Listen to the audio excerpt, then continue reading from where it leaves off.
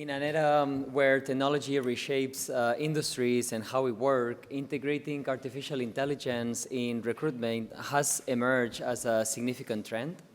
And because this technology can process data and make decisions at volumes and speeds far surpassing human capabilities, it enhances the efficiency in identifying, attracting, screening, evaluating, interviewing, and managing job applicants.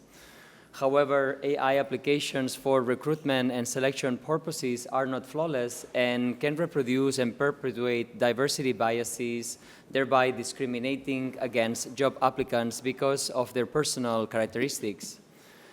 If deployed without careful consideration, the potential repercussions on the jobs applicants' dignity, autonomy, but also well-being extend to various facets of their life. And this includes, but it's not limited to, adverse effects on social participation, economic circumstances, housing opportunities, family dynamics, and potential impacts on physical and mental health. Consequently, if human resource practitioners and employers plan to benefit from the advantages of technological innovation, increasingly, they must therefore use these tools in a way that they understand the hidden repercussions that they may have, and also be empowered to mitigate the related risks.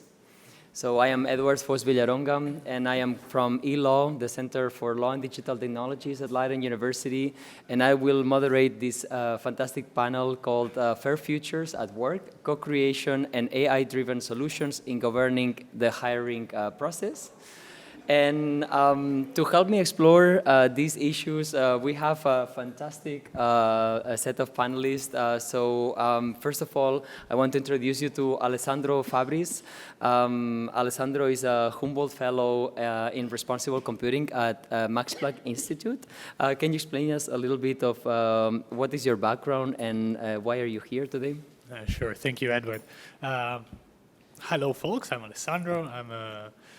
I'm an engineer by training, so that's my background. Currently a research fellow with Max Planck Institute for Security and Privacy. And there I study algorithmic fairness, equity, and non-discrimination. And I'm here today wearing my hat of contributor to the FINDHR research project, which is a U2020 funded project on fairness and intersectional non-discrimination in human recommendation. Thank you. We also have Aida Ponce. Aida is a senior researcher at the European Trade Union Institute, and we are CPDP buddies and friends, I would say. We've known each other for some time.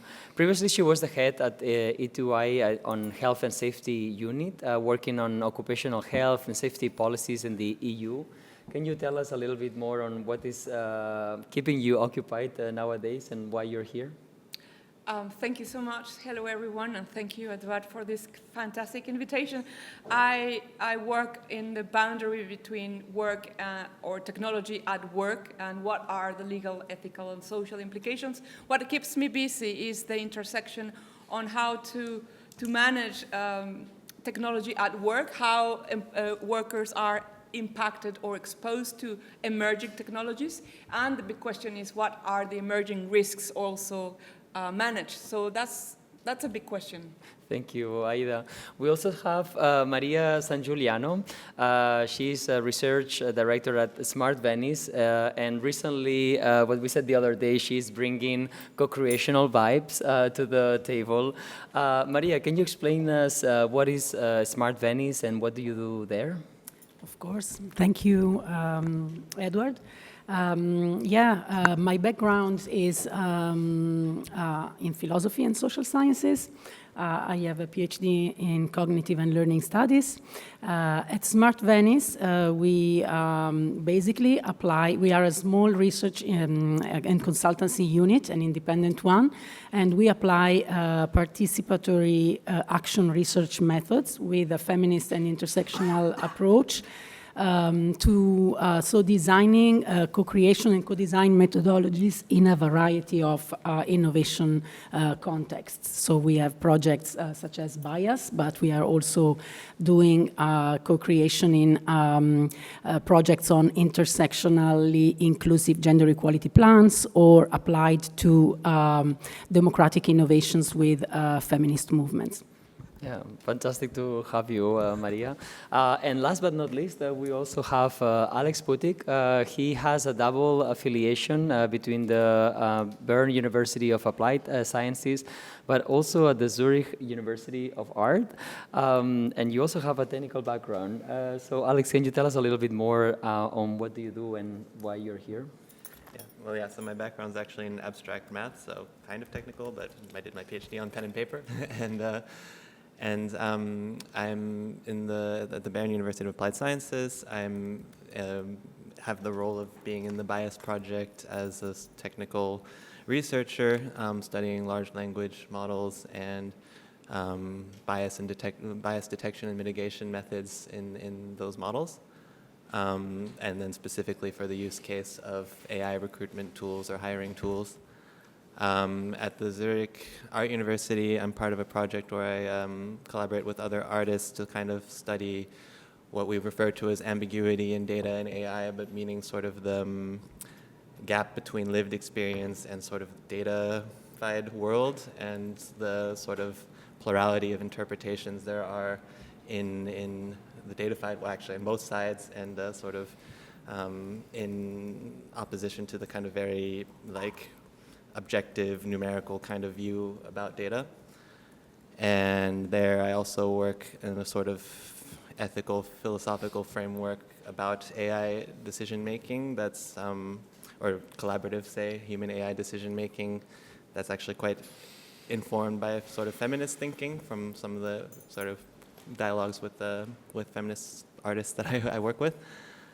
And where the two positions kind of come together is that I can try to sort of use this sort of point of view to imagine a bit how hiring tools, AI recruitment tools, these sort of things might look in a, if we were to try to construct them in a different sort of normative value context. Yeah, that's amazing. Yeah. Like, and what we realize, like in all of these projects, is the importance of interdisciplinarity on backgrounds and also like in our lenses.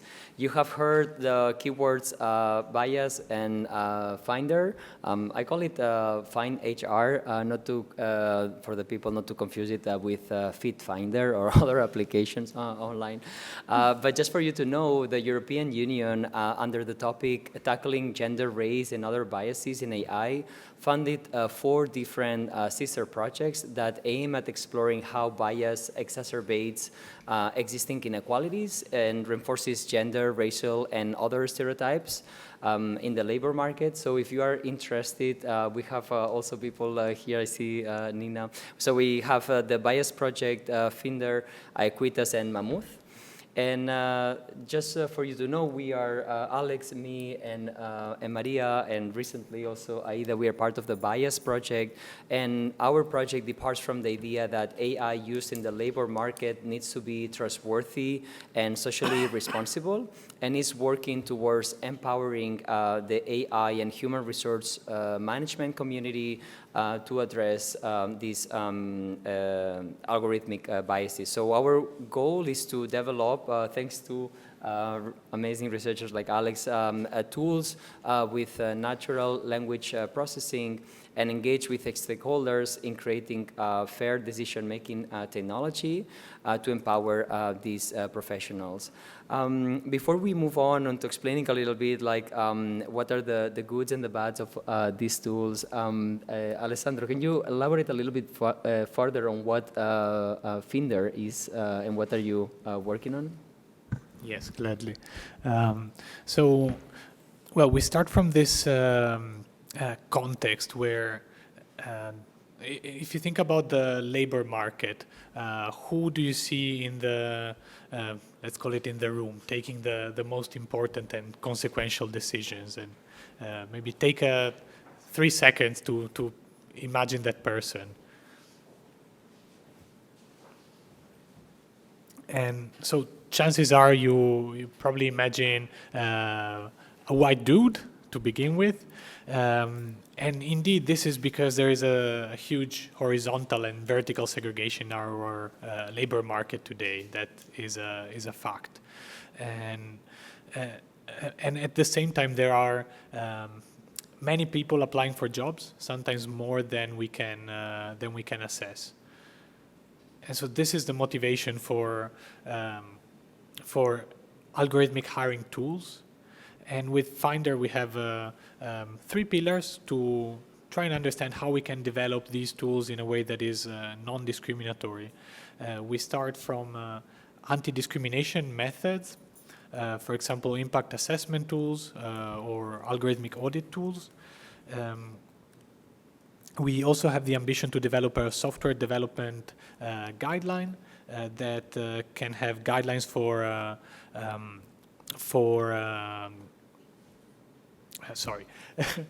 and that can have guidelines for both products and processes. And then we have a secondary pillar that has to do with algorithms. And so here we seek to develop non-discriminatory algorithms or algorithms that start from anti-discrimination and start with, to begin with, an idea of what does bias look like in this context and where is it coming from. We also seek to develop data sets and maybe there will be more time later to talk about this. And third, the third pillar has to do with training. And so delivering solutions for practitioners or for people that have to do, that deal with algorithmic hiring throughout the pipeline to empower them to use these tools in the best way possible. Now, a couple initiatives that I think are very relevant to this panel are a survey of bias-conducive factors that we have carried out. So this is a contextualized approach to understand where our bias is coming from in these systems. A study of fair algorithms and how they can improve outcomes for minorities. Also in interaction with recruiters and not just as a standalone algorithmic fairness evaluation. And finally, synthetic data sets to understand whether systems can be biased whilst addressing the tension between anti-discrimination requirements and data protection. Thank you. And so then what I hear from you is that in a way there are potentials for these technologies, but at the same time we need to make sure that they are not discriminatory. And so could you explain us a little bit more, and I would then like to also invite the rest of the panelists, like some of the good and the positive of these technologies? Yes. Well, to begin with, maybe I can recall a study that is now a classical study from psychology. It's titled something like, "Are Emily and Greg more employable than Lakeisha and Jamal?" This was a correspondence study carried out to sending different CVs or CVs that were very similar in terms of qualifications, and the only thing that changed was the conveyed ethnicity of candidates through names. And what was the result of the study is that candidates with white-sounding names, as opposed to African-American sounding names, had higher chances of being called back. Something around 30% higher chances. And this is something that looks like direct discrimination based on names. Now, with AI systems, this is most likely not going to happen unless the system uses names directly, which is something most engineers would go against. So this is an inherent upside. And also, they can help reduce discrimination during interviewing processes.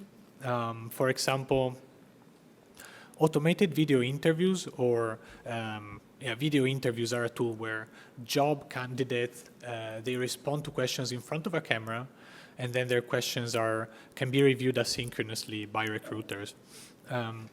Now, these tools typically convey information, interviews in general convey information about gender, about ethnicity, and this is almost inevitable.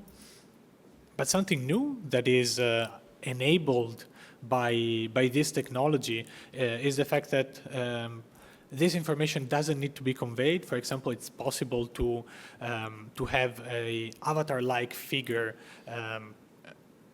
onto which my interview is projected, and this way it's possible to reduce these types of biases and proxies into the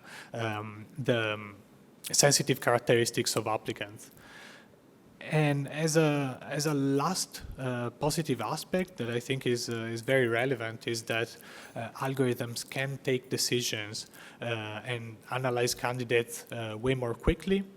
And so it's possible that for a position, anecdotally, a couple of days ago at a panel, we heard about an Italian chocolate manufacturer that got over 1,000 applications for a single position.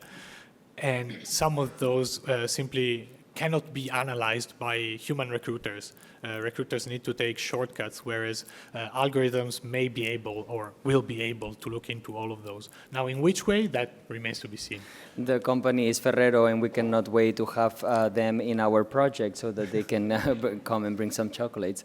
So we hear like some of the positive, like, and actually it's a little bit contradicting. Like it seems that you are saying that then there are some of the potential of these tools to reduce discrimination.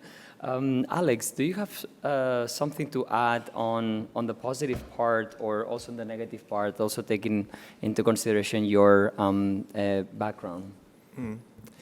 Yeah, so I've lately been thinking or using the framework of value-sensitive design, which is a sort of design framework that was first conceptualized in the early 90s by Batya Friedman and Peter Kahn. And it's about sort of making the observation that no technology is value neutral. It's always situated in some sort of a particular social technical context and will, by default, if we don't engage directly with the values that we build into the technology, will adopt the status quo probably. And but if we admit that it is impossible to have some sort of value neutral technology, then we should engage directly with human values in the design process. And so now we're talking about values like fairness and also efficiency and things like this.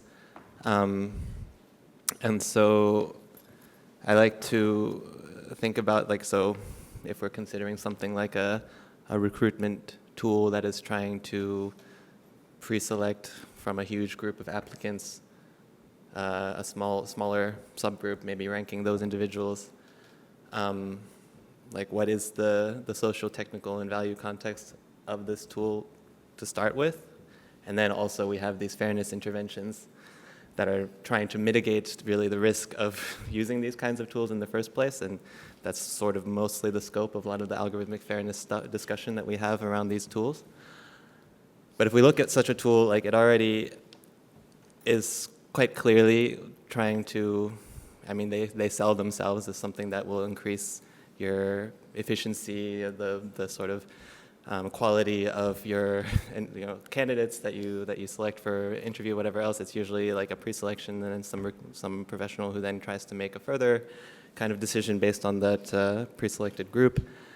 But it's very, of course, aligned with the sort of main values of a capitalist kind of society of, efficiency, cost reduction, all this other stuff. And if we then look also at the context in which these tools exist, why are there so many applications for a single job in the first place? We have this huge imbalance between sort of job seekers and employers.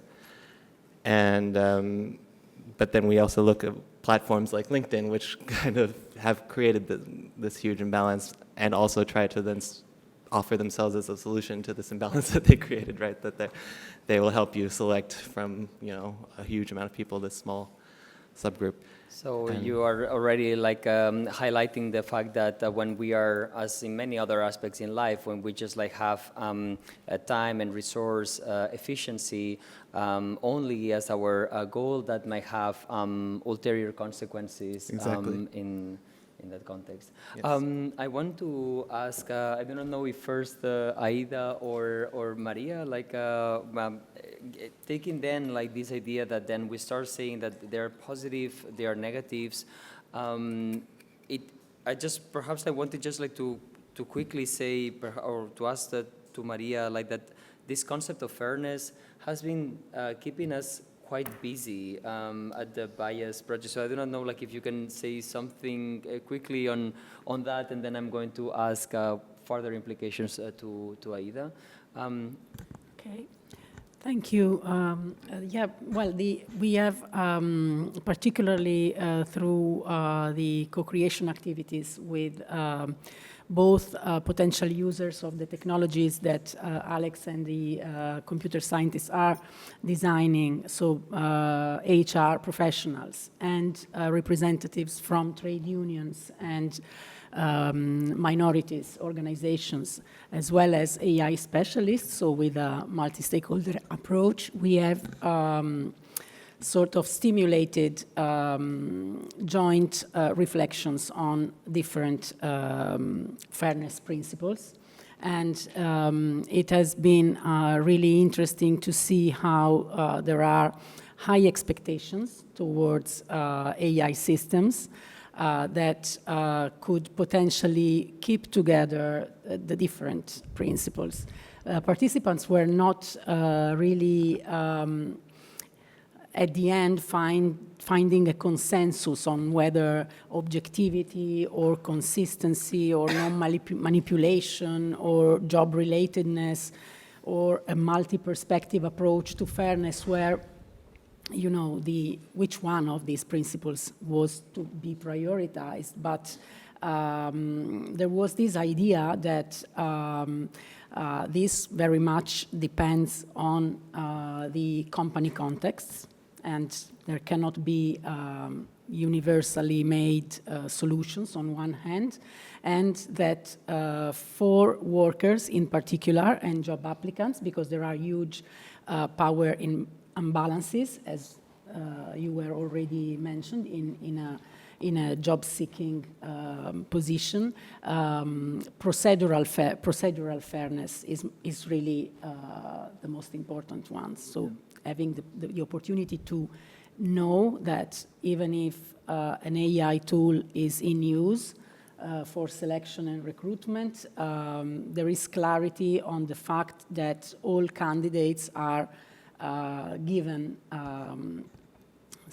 are going through the same steps in the process. Then if we are saying that all of this is context dependent, that no universal solutions are there, it gives me also the idea, and I think that it's perhaps like leading to Aida's expertise on then like what are the implications that these have in general for the labor market. Are we seeing then like different contexts in which these implications are seen more urgent, pressing?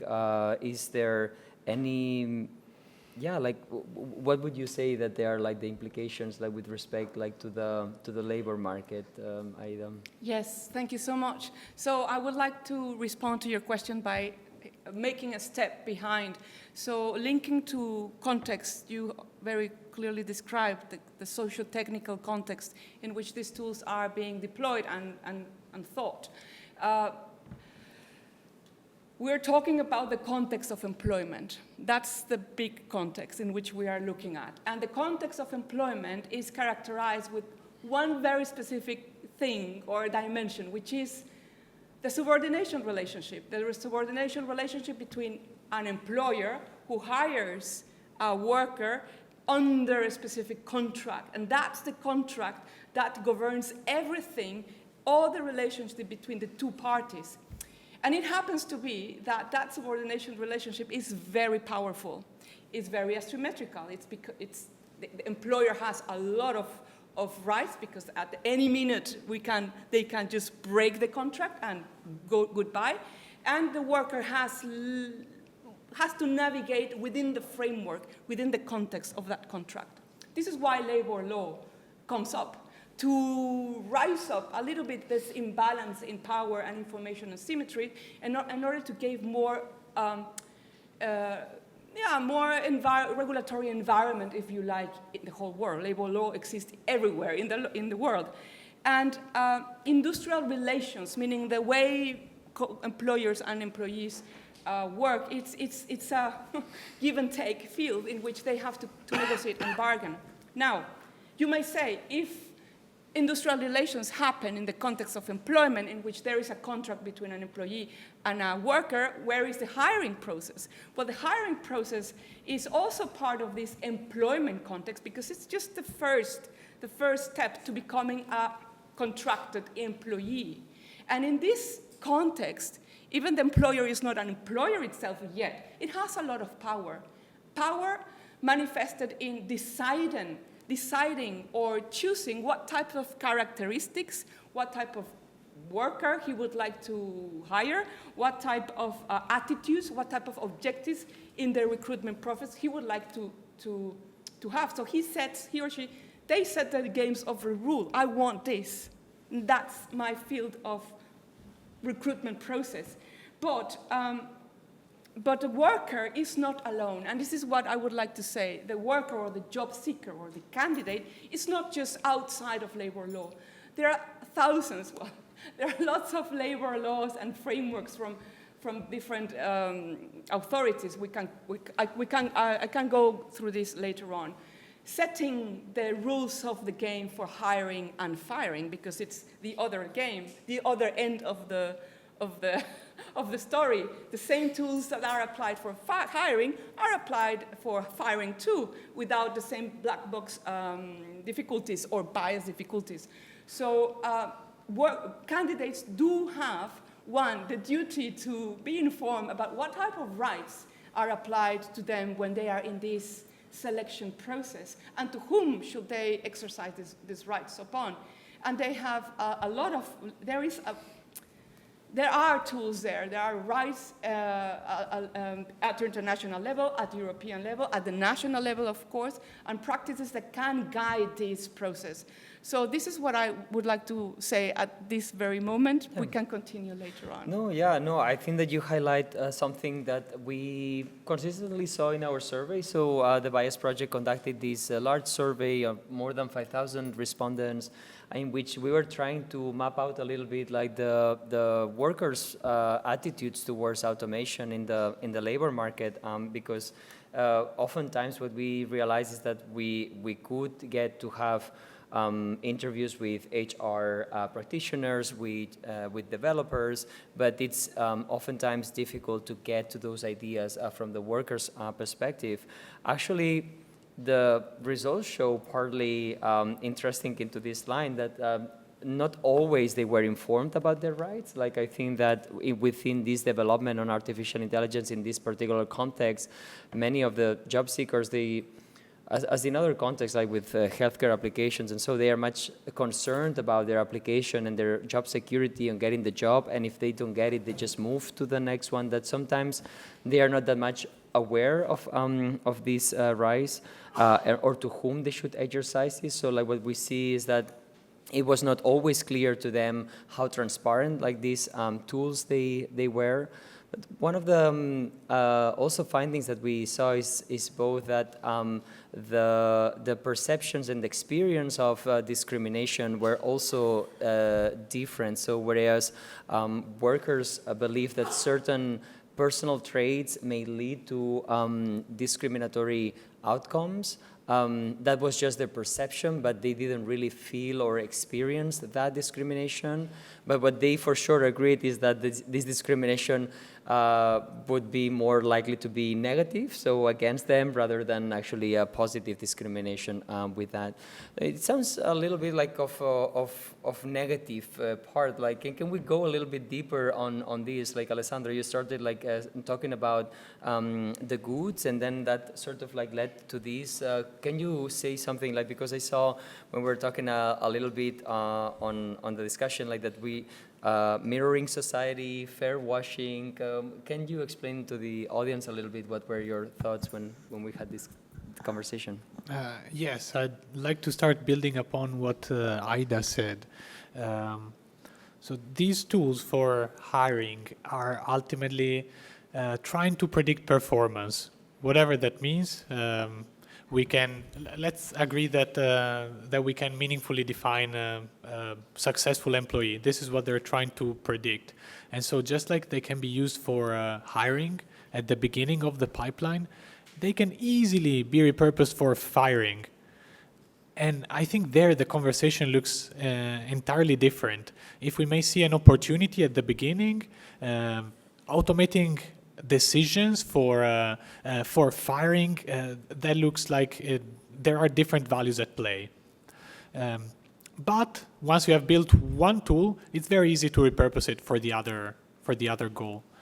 And so I think this goes a little bit under the umbrella of fair washing, or this idea that let's have a look at our algorithm and its performance along gendered lines, along ethnical lines, and if we can show that the performance is within a range, it's similar for protected groups, then we can brand it as fair.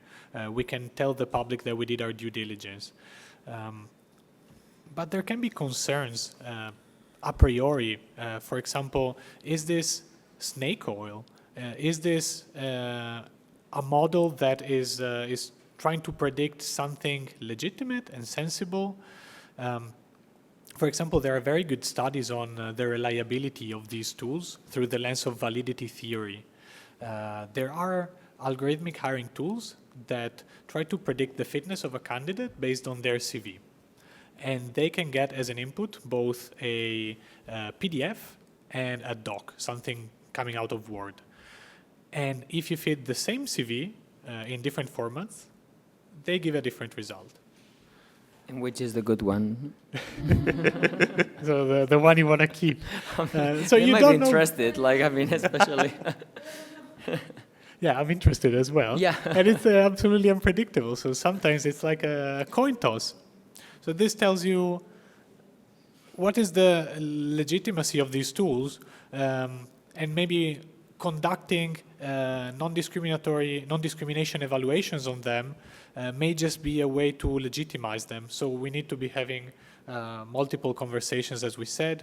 But yeah, I don't want to detract from the anti-discrimination lens. I think it's super important because these tools have a huge potential, and more than potential, it's a certainty. Over the last decades, research has shown very convincingly that if we don't train them in a way that has anti-discrimination in mind, they will learn biases that are present in the data, and they will mirror them, maybe even amplify them. There are many opportunities throughout the hiring pipeline for this to happen, for these biases to creep in. There are many proxies for sensitive attributes, like gender and ethnicity can be encoded in the words we use to self-describe, and so it's very easy, or in video interviews, I mean, it's quite obvious. So it's very easy for algorithms that are ultimately pattern matching machines to find these patterns and use them. They can encode biased ground truths, so they need a target variable. But if the target variable stems from our society, data is the mirror of society, and society, as we know, it has its own biases, then the algorithm may only end up reproposing this bias under an objective lens. And yeah, I'll keep it here for now. Yeah, Thanks. no, so a brilliant student of mine, Christina, here today had a very interesting question that I think that I would love to bring up here today, in which you're saying, well, yes, we can train them with this data. We need to have that into, or with discriminatory lenses. Perhaps turning like to Alex, which you are busy now, like with the creation of the tool.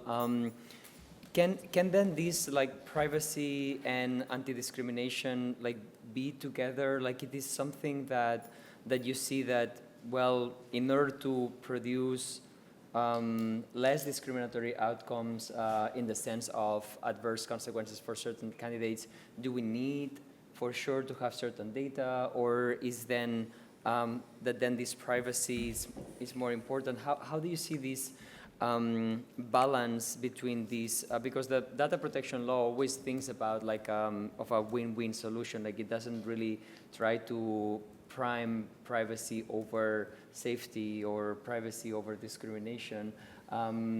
Is value-sensitive design a tool that helps you like in balancing this two?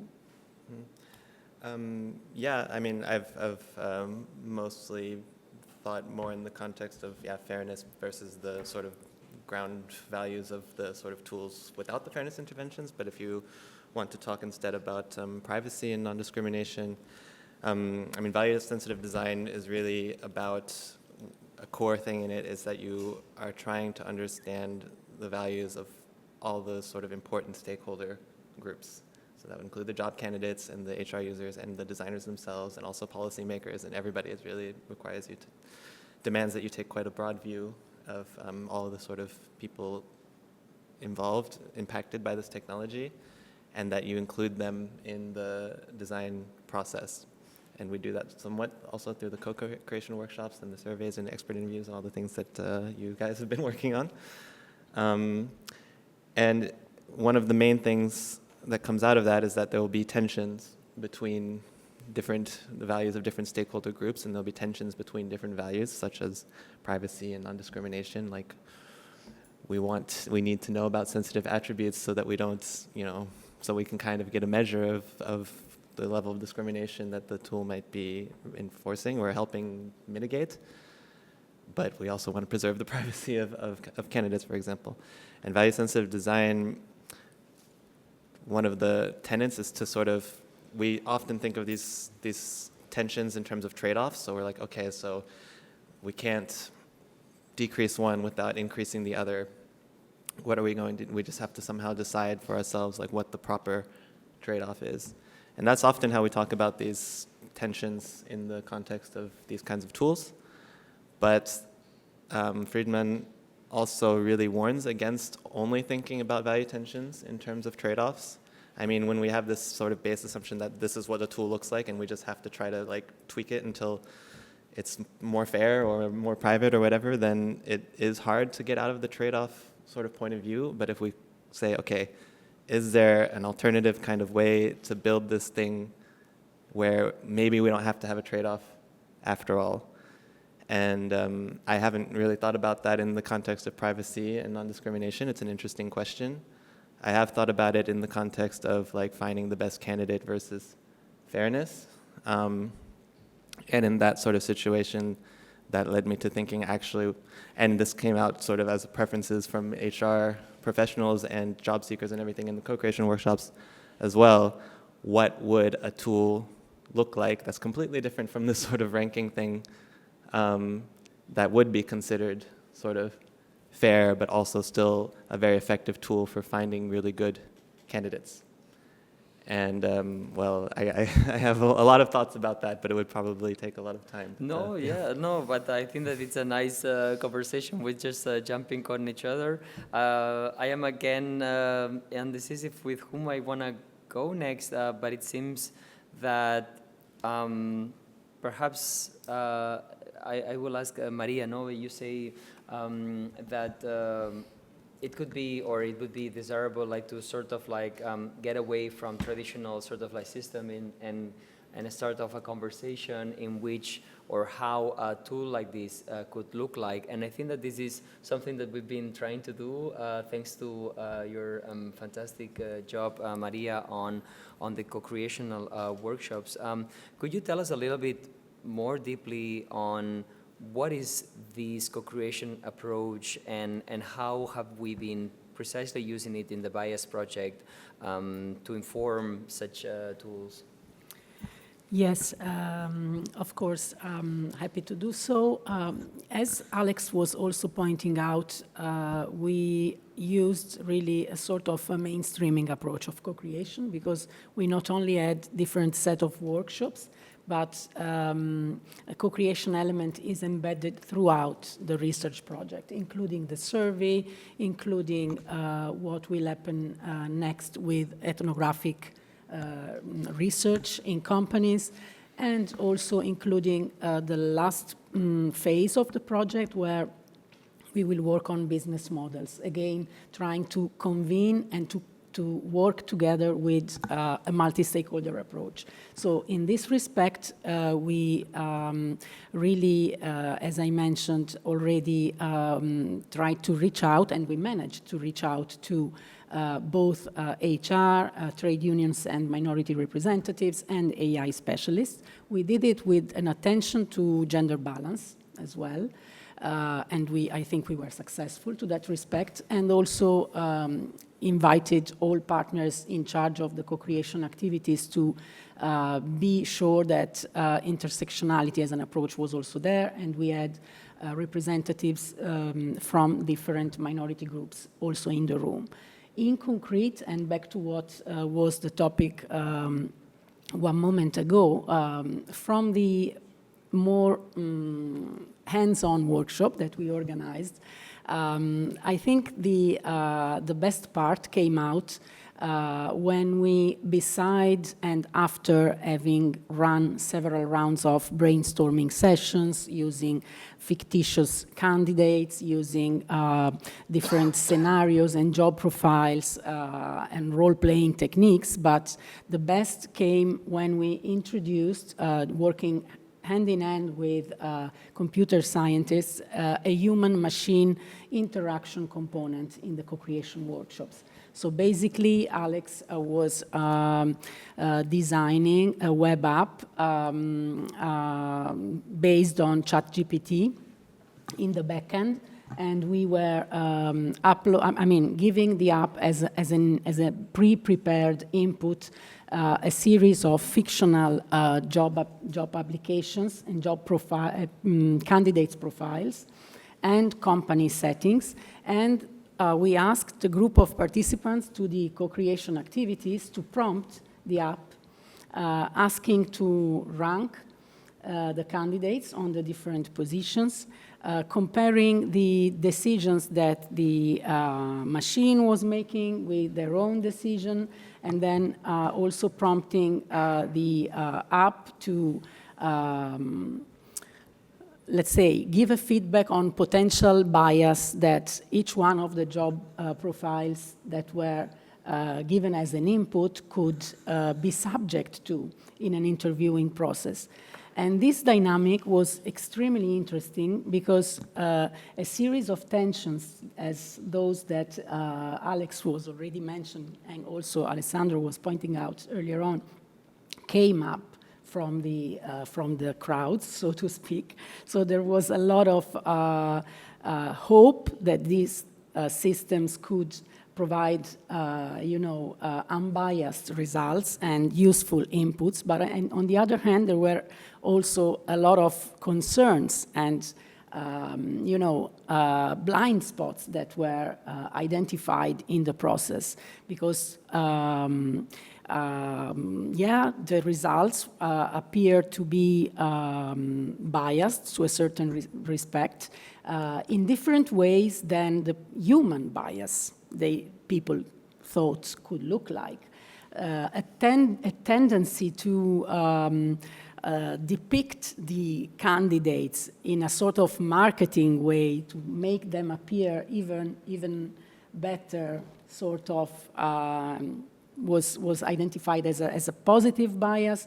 There was this feeling that the logic behind was not clear, more explanation would be needed to really trust the process, and so on and so forth. And at the end, and this was the point I think Alex was referring to. The common reflection from several of the groups that was for me very interesting was, all right, but should we really ask this system to rank the candidates?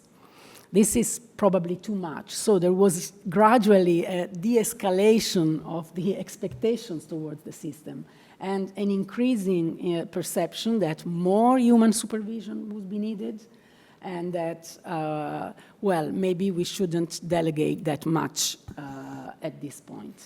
Yeah, no, and I think that this reminds me very much to the work that was presented yesterday with Christoph Lutz and Gemma Newlands on ranking the prestigious jobs through ChatGPT, and so they were showing beautiful research that focuses and sort of like echoes what we found out in the co-creational workshops, in which the way machines think or they present the results are different than what we expected, and that it is surprising, no? Like somehow, like I think that we got out of that workshop with a bittersweet feeling, in which like you do have certain hopes, no, like because of the advancement of technology, the hype that LLMs are having, and so and then also the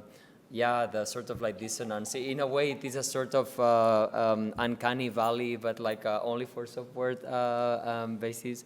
And now that we are here, I want also to thank the people like Reyes and Alexa that were also like part of the co-creational workshops. And so as an example of how many people were here behind, I think that we managed like to get more than 300 people like engaged. All in all, I had my notes here. We engaged in the workshops only 315 people in the 7 countries of the project. I think that one of the things that that showed, and already then like we thanked the participants because they were coming together from different backgrounds in a moment in which it was the beginning of the project. So there was no tool. So this workshop that Maria was talking to, like it was after 1 year of the project, but at the beginning we were just like brainstorming and thinking how this could be. So people really took this seriously. No, I think that one of the findings that we had is that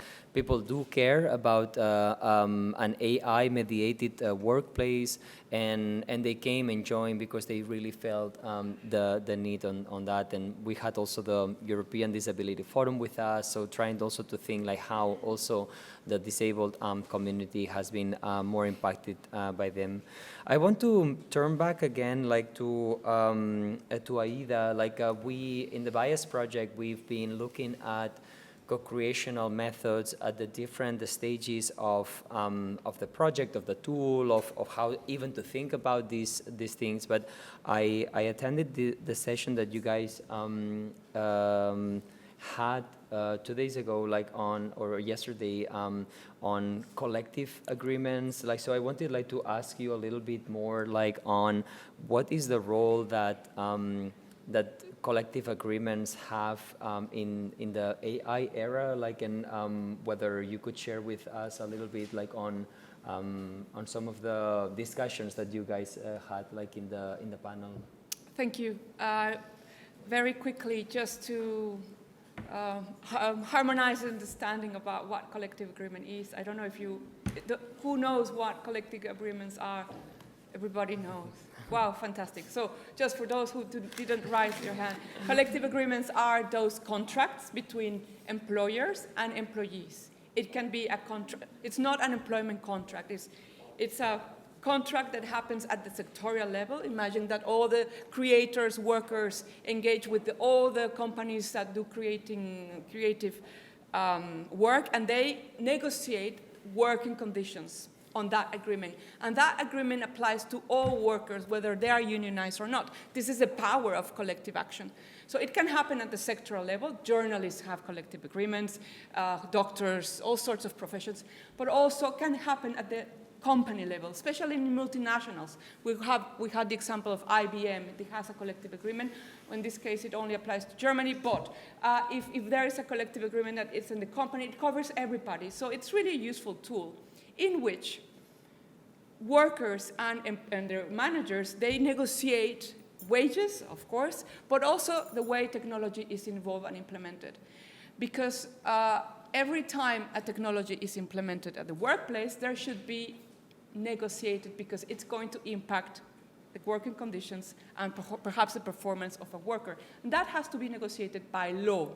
Collective agreements are recognized in EU law, of course, and by ILO and all the countries that have signed the ILO conventions. So how do they work is the bargaining power, in which workers, of course, would like to have more rights, more protections, more insurance that they are not going to be monitored all the time, or that they are not going to be ranked in a terrible basis, and employers limiting that, of course, because they don't want to go. That's that's the easy way to go through. They take time to negotiate. It's not like sitting one day and let's do it. It takes time. Now, collective agreements have negotiated the introduction of technology since the Industrial Revolution, so many, many years ago. Now, they are more and more present with automated technologies, digitalization, and more recently, even before the AI Act, we have had examples of collective agreements dealing with the introduction of AI. The example that we talked about yesterday was IBM, how AI impacts workers, but there also Lisa from the University of Berkeley also showed us the collective agreement signed by the script writers in Hollywood. Have you heard about that? When they made a strike and they said, we don't want AI to write the scripts that we should be writing. And the companies, Walt Disney and Fox and all these big companies, they said, okay, fine, we don't want to use. They made a collective agreement on not to use. That's very wow, a big lesson before the AI Act was adopted, not to use generative AI for anything that has to be related to writing a script. And if generative AI would ever be used, it will be at the discretion of the worker, of the script writer. So collective agreements can also, in this case, set the guidelines for recruitment practices or hiring practices. And it should be a company policy, even if it's not regulated in labor law as such. Collective agreements can address this kind of gap. And the company can perfectly say, well, our hiring practice is this, and we would like to try to have a fair hiring practice with these principles, so that workers already with a contract can have also good, better conditions, because they know that the hiring process or the hiring process of e-commerce will be fair. And in this case, they have they ensure that the ones who are coming to join the company will be hired fairly. So many companies do have these hiring policies that stem out from collective agreements, and that's a very healthy practice, because then these policies or practices can be really tailored to the sector and to the needs of the company who needs people to come in. I would just, if I may, I would like to say that maybe the difficulties of the hiring algorithms lie in the fact that you might need to consider another variable in your process. When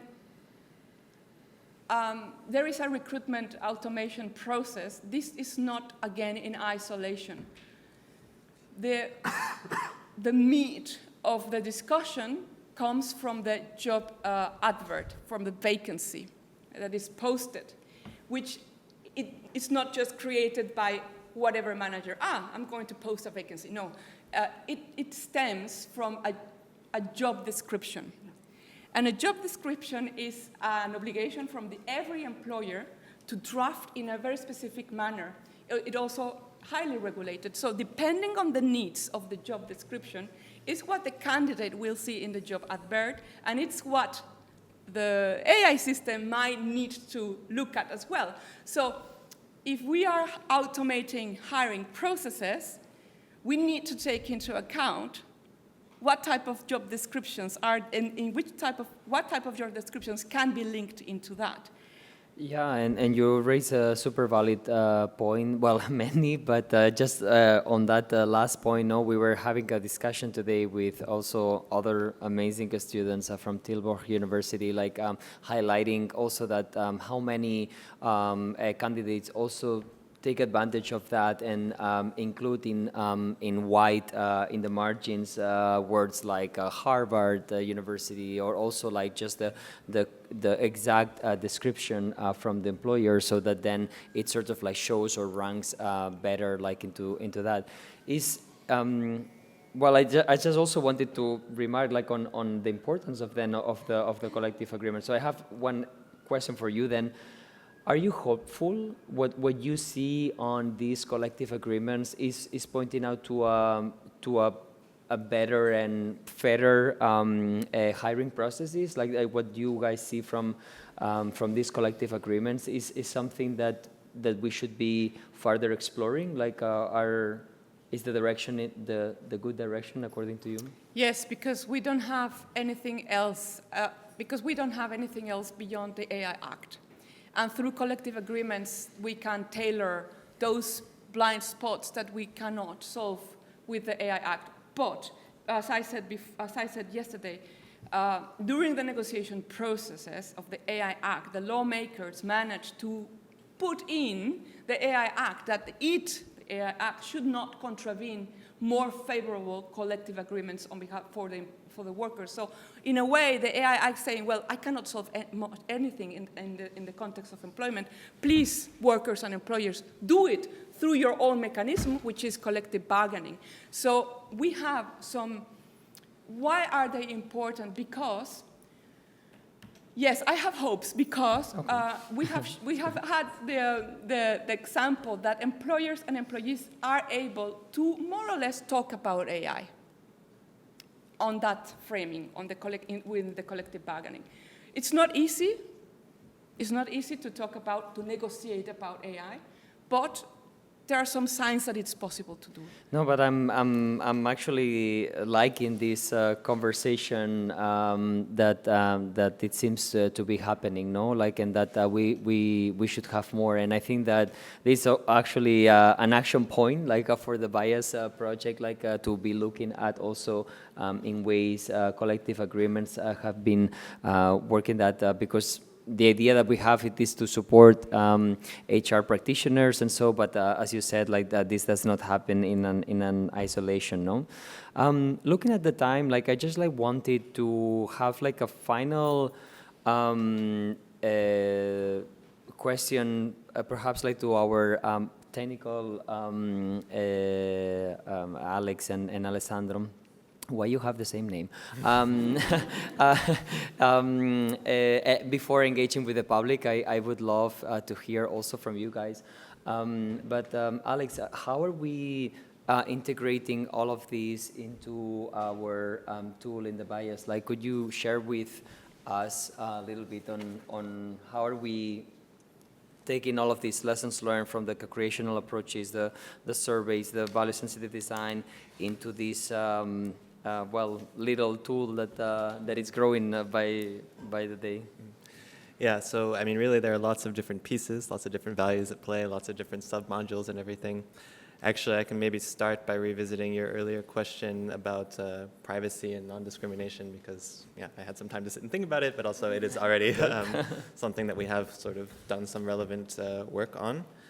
And if you kind of think about this in the scope of value-sensitive design and value tensions, for example, privacy, if you want to respect candidates' values for privacy, then of course one simple thing you can do is make it optional whether or not they provide sensitive attributes on the one hand. But if you also really want to pay attention to non-discrimination, well, first of all, we know from like sort of the proxy discrimination that you can not know sensitive attributes, but they can still be discernible from the data and then be factored into either the human or algorithmic decision or collaborative decision.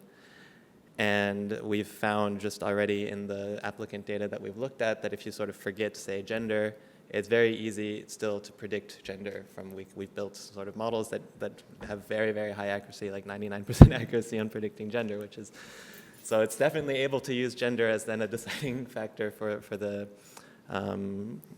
actual important sort of algorithmic decision about the viability of a candidate.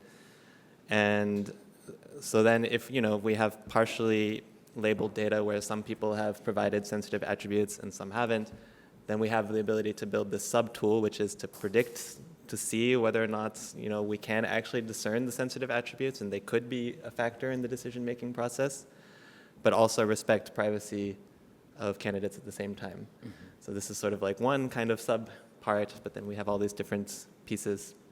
We try to mitigate we try to measure the biases of the actual large language models and mitigate them so that sort of from the outset, we have maybe a model whose sort of view of the world is not too prejudiced as a starting point for training. And we also have what's called a case-based reasoning system, which is a sub-module which tries to evaluate candidates based on very specific engineered features and based on the principle that similar candidates should be treated similarly. So there's a sort of notion that, okay, these candidates according to these features are similar. And so we have some sort of notion of distance between different candidates, and we can say, okay, similar candidates here, we should at least be sure that we're consistent in that sense.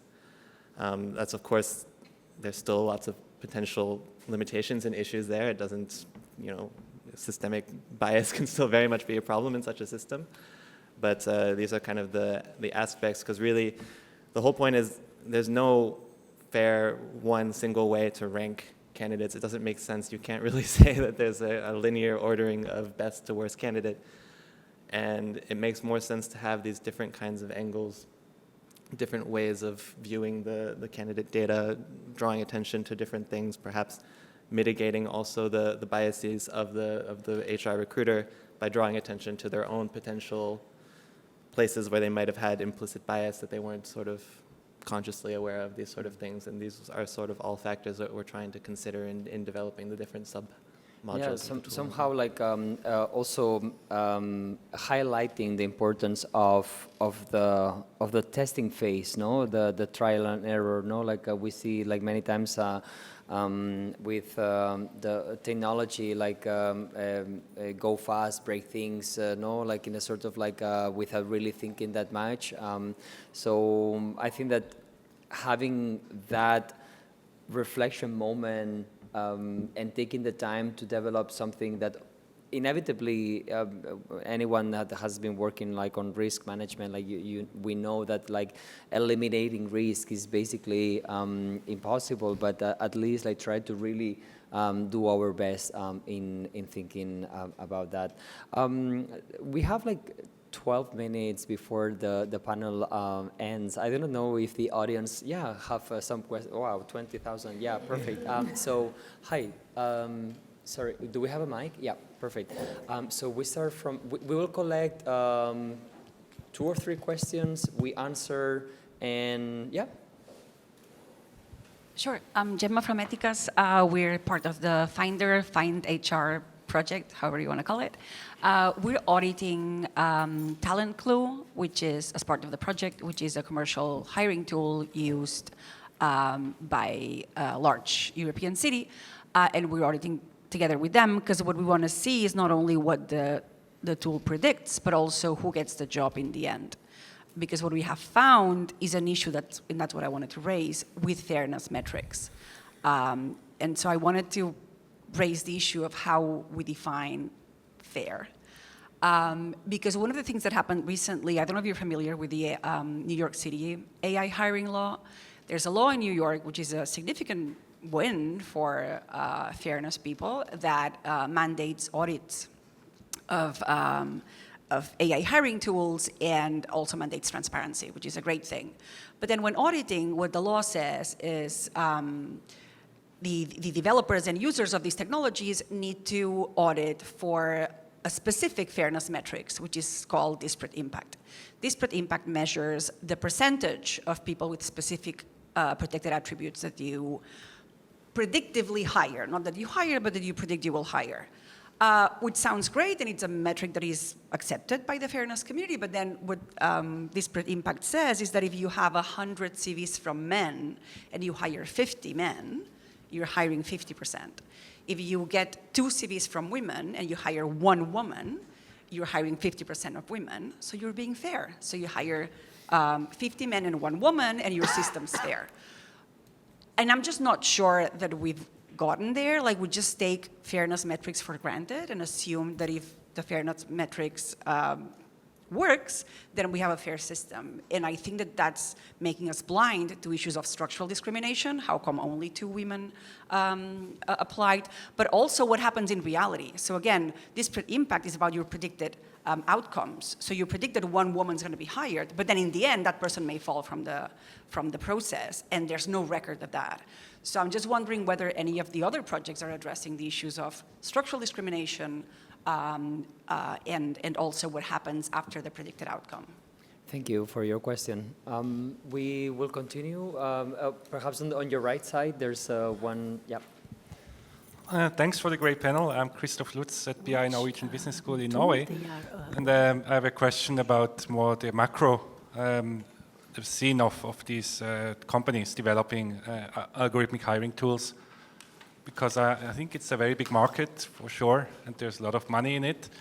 So I wonder if you could say a bit more about who the big players are. I mean, I know HireVue and some of the companies there, but is that something that also big tech is heavily investing in?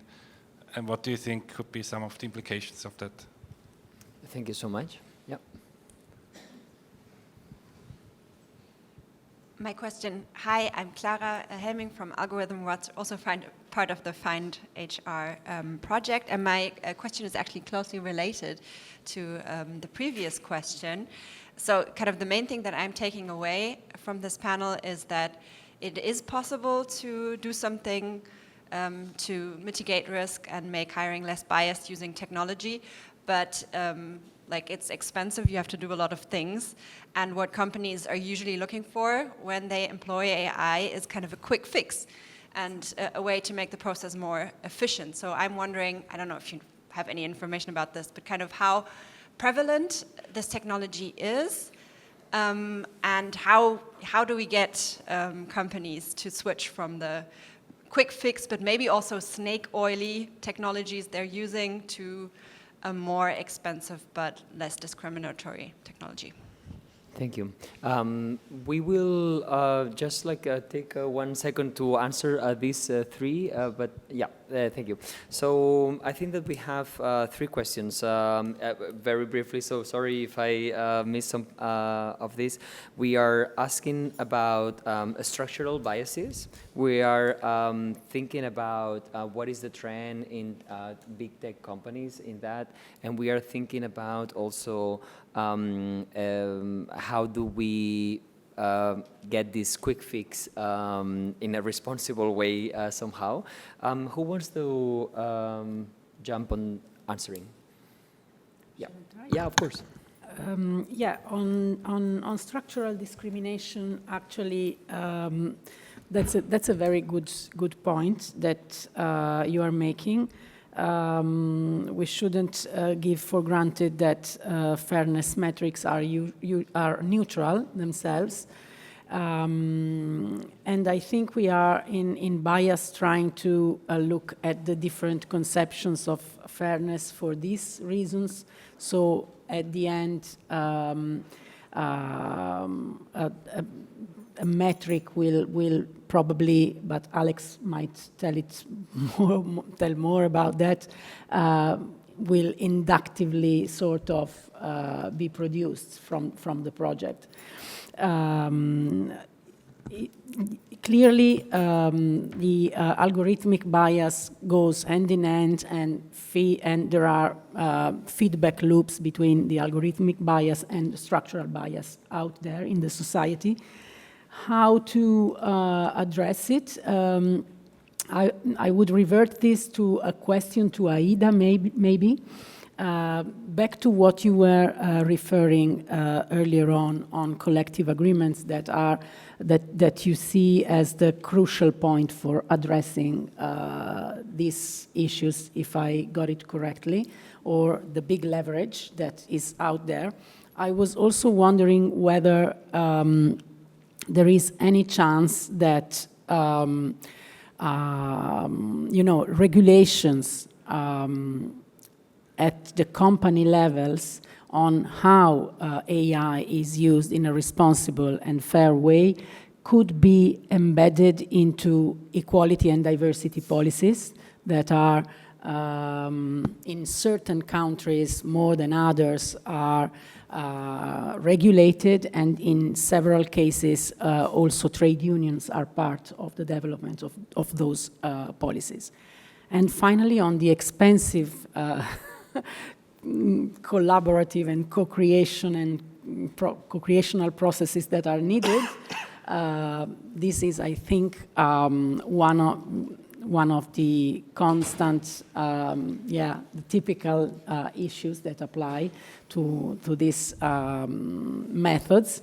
And this is why in most of the cases, there's also a sort of, participatory washing approach that tends to, plug in some consultation elements here and there to show that we are listening and hearing to all voices, but then in reality, it's extremely difficult. We are doing it in the framework of a Horizon Europe funded project, and this gives us some ease, but it's in the market, it's something a bit different.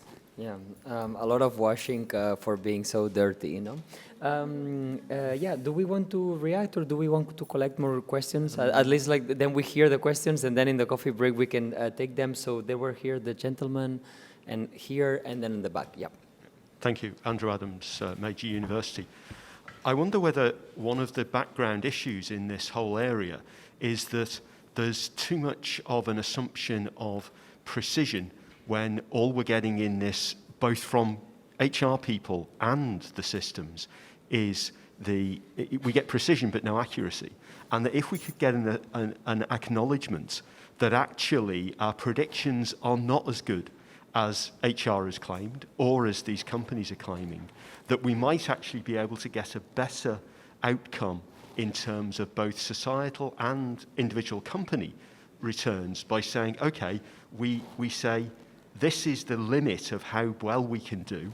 How many candidates do we have left? And at some point you just say, well, okay, we're going to do this at some level of randomness, but also perhaps bringing in questions of structural bias that you can then add in the things, well, we can address the structural bias by saying the random element gets skewed in favor of those who are less well represented.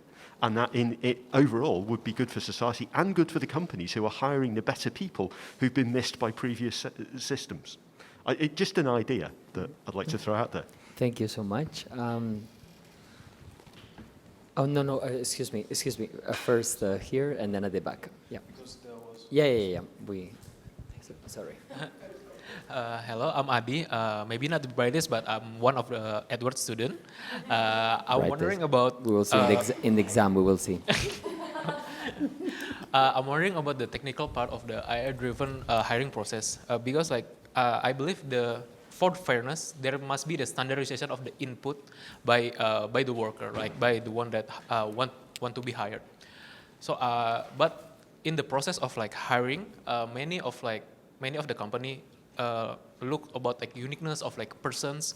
So how the technology can navigate this, maybe about the standardization of the process, and to pick up the uniqueness of per person, so they could be higher. So because as the gentleman said, maybe from the first part, there's some unique people that could develop the company more, but being like thrown out by the AI by the AI tech. So yeah, that's my question. Thank you. And now, yes, the last question, please.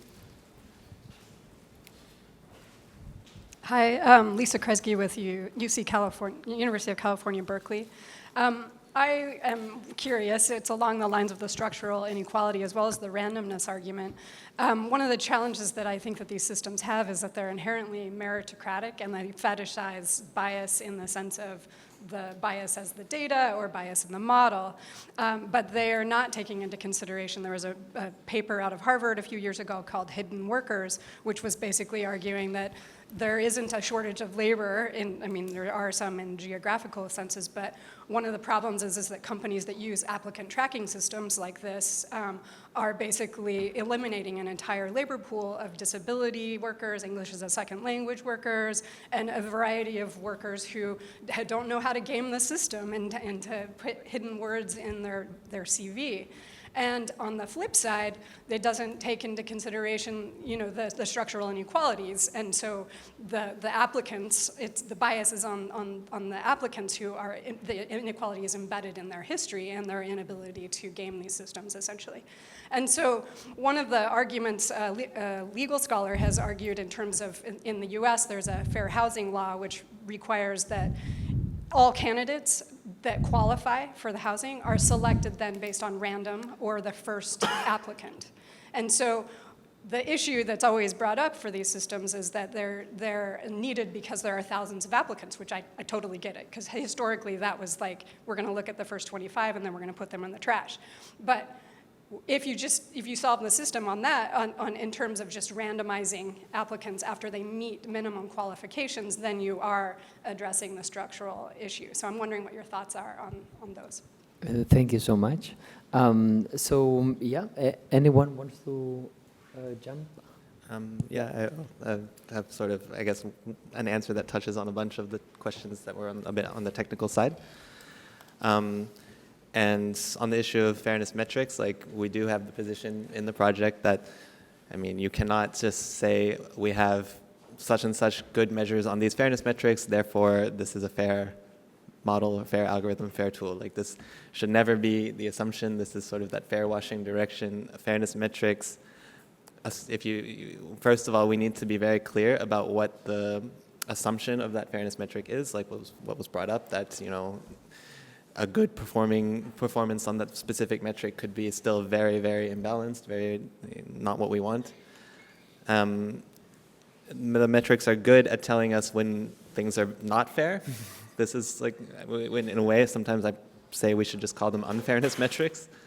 And they're also useful sometimes in gauging the effectiveness of interventions that we make or design decisions that we make that are aligned with very specific ideas, ethical ideas of fairness, and then saying, okay, what is the quantitative effect of this intervention that actually is, aligned with our values? But we can't just, you could just game the system and somehow get good performance on the metrics in ways that have nothing to do with the fairness that you're aiming for, and this is not what we want, right? So I don't think that you can ever say, here are the fairness metric benchmarks and aim for those.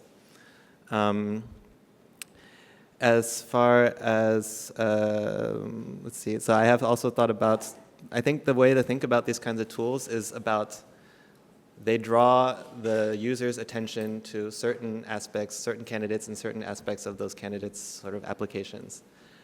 And so with that sort of understanding of what this tool is doing, what can we sort of play with in terms of where their attention is drawn? And the former version of just a single pre-selection, which just says, okay, this is the group of best candidates, we can see that, especially scaled up, that will be very specific meritocracy sort of assumptions about what's the best is, and if it's scaled across many companies, it will be a form of algorithmic governmentality that we really don't want.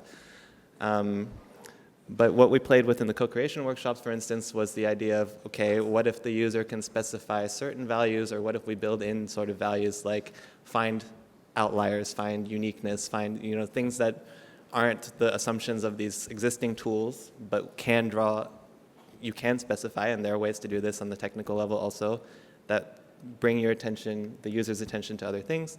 And now with large language models and stuff, we can also even sort of generate sort of justifications for how this new presentation of the candidates is aligned with whatever specifications we made. And you know, we talk about explainable AI, and that's important, but at the same time, if it's a human making the decisions and there's these sort of, their attention's being drawn in these different ways and there's justifications that they can look at and be like, yes, maybe, you know, we're in a different setting where the explainable AI on the technical level part is not so important. What's important is that the decision in the end is justified, well reflected, you know, that there's some sort of deliberative process perhaps. And yeah, so we can really reimagine, and I've also thought about randomness as one aspect of that. Like, you can always say, to make sure we don't get stuck in some sort of structural algorithmic wall that just walls off a certain amount of kind of person all the time, just always put a little bit of randomness in where the attention is drawn, so that there's always the potential to escape a little bit from the sort of assumptions of the algorithm. Perhaps in what is important in such a fast-paced society in which we want quick fixes and we want everything right now without cost, and so it is to go back and think that many things that they are extremely dear to us and to humans take time, like forging relationships, and it is by no means why in this case it wouldn't need to be the same. So please help me in thanking this amazing panel of humans.